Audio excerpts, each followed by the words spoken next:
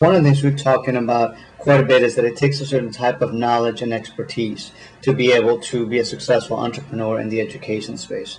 Let me ask about there's a concept out in the literature called deliberate practice. And deliberate practice is written about in books like The Talent Code, and definitely Dr.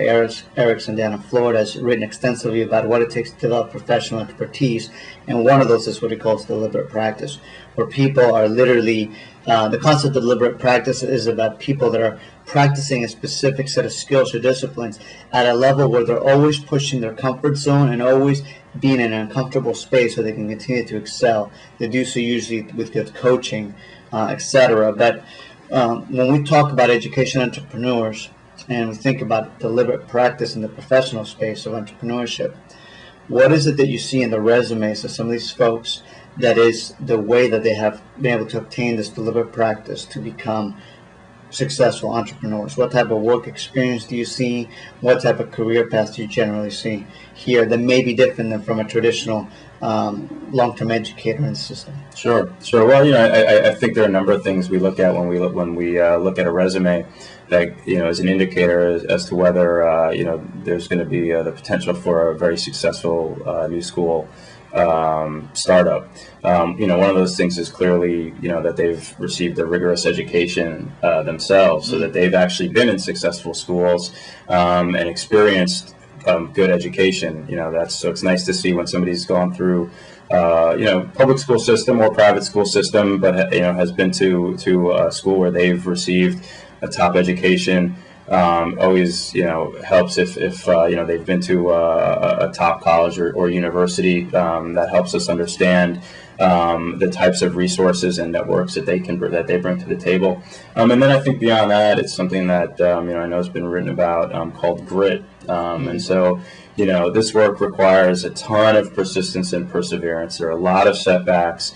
There's a lot of mediocrity that one has to push through, and a lot of failure, like there is in any entrepreneurial startup. So we look for people that have basically shown that they are committed to the work, that they have that perseverance and that grit, that they've stuck it out in some of their work environments, not for too long, but that they can stay in a place for more than 2 years at a time, and that they're not afraid of challenges and setbacks. And so, we look at things on their resume and in interviews with them to talk about, what some of their biggest challenges have been, what some of their biggest failures have been, what they've learned from those things, and to see if they have the ability to push through when the going gets tough.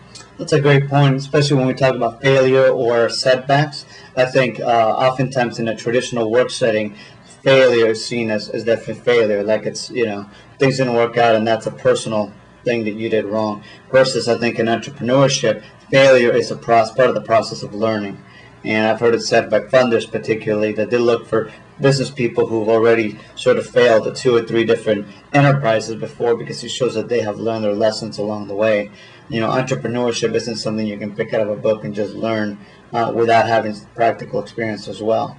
Do you find that you look at their failures in a different light to understand how they've learned through these failures? Absolutely. Yeah, what we want in our school leaders and all the adults in the building of a new school, or any school for that matter, are people that can bring out the best. For a principal, they can bring out the best in their teachers, and for teachers, that can bring out the best in their students. So, we want to see that people can maintain, high levels of work and excellence, even in not so great conditions, because more often than not, that's a new school venture is started in less than ideal conditions.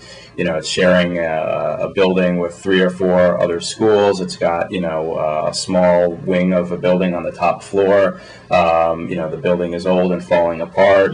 They're working with all the constraints of a system that is not one that is known to be super employee friendly, and so we're looking for somebody that can do all of that, can work in those conditions and really inspire adults and kids. And so we want to know how they handle adversity, how they handle failure, and how they stay positive in the midst of it all. Gotcha. Let me explore another concept with you, which is that Professor Banks at the University of Washington writes work around social supports, okay, that are needed to help people be successful in any learning endeavor, okay? And I think oftentimes we neglect to notice that certain people in society with certain socioeconomic status or certain privileges are able to have access to family support networks, social support, alumni support networks, etc., that allow them a better chance of becoming successful in entrepreneurship or in other areas. Contrast that with certain minority populations like Hispanic Americans or African Americans who don't traditionally come from those privileged backgrounds, that I think it becomes significantly tougher for them to have those social supports that allow them to become, say, successful entrepreneurs with alumni support networks, access to capital, and things like that.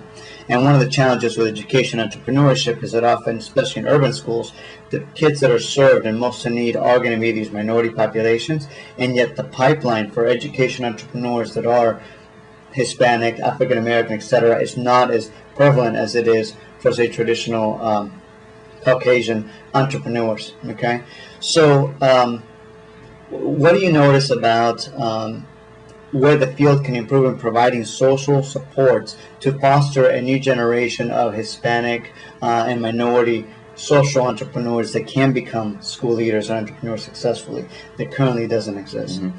Yeah, it's a great point, and I think it's a huge problem. And I think actually one of the things that school districts can and should do is think more about community-based partnerships with nonprofit organizations that can provide some of that support to especially minority candidates to start new schools or to work on new school planning teams. I think one of the amazing things that has happened over the last 10 years is the rise of these nonprofit organizations that are basically new school startup intermediaries. Many of them were Gates funded, some of them were not. But these are the types of organizations that over the last 10 years have worked to start new small schools, have a ton of expertise on navigating that process, have a ton of expertise on what it takes to start and support a good new school. And so I think people can seek out these types of organizations to find that sort of ready-made support if they don't have it already, if they don't have that deep Rolodex or those family connections. I think there are organizations out there that can fill in for that role, and so I think it's about finding those organizations and those supports out there, and again encouraging districts to think a little bit harder about how to leverage outside resources, how to leverage partnerships that are out there and that are able to provide some of these supports to people that might not otherwise have them. That's great. So in closing, if you were to give just a handful of advice to folks that are watching that are social entrepreneurs, aspiring social entrepreneurs, who really want to make a difference in the world of education, particularly for Hispanic youth and for other disadvantaged youth, what advice would you give them in order to prepare themselves to be at a place where they could submit a successful proposal to someone like you who funds new schools? Sure. Well, I'd say get the experience first, get the hands-on experience. So get that school-based experience where you're really working in a model that you are interested in. Really do some deep thinking about your mission, your philosophy. What is unique about it? What is different about it? What's essential about it? I would say, if you're lacking the sort of management skills, to consider, going into some sort of a residency program, a leader training program, or a graduate program that is focused on, public sector management or business management, to get some of those skills and also to build some of those connections that we were just talking about, where you can, bring in some outside resources that are going to be necessary to make your school a success. And then consider partnering with an organization that that already has a track record and has some experience helping new school entrepreneurs with their ventures. That's great advice. Thank you, Bob, for your time. Really appreciate it. Again, it's a long, hard road sometimes to get the experience necessary to become successful in education entrepreneurship. But I think you'll agree with me that right now it's an area of tremendous need, and there's more and more resources right now available than probably in recent history to help people start new schools, to find new ways of thinking and innovative and entrepreneurial models for education. So don't get, keep working at it, and there's some great things that entrepreneurs can do in this space. Thanks for your time, Bob. You're welcome.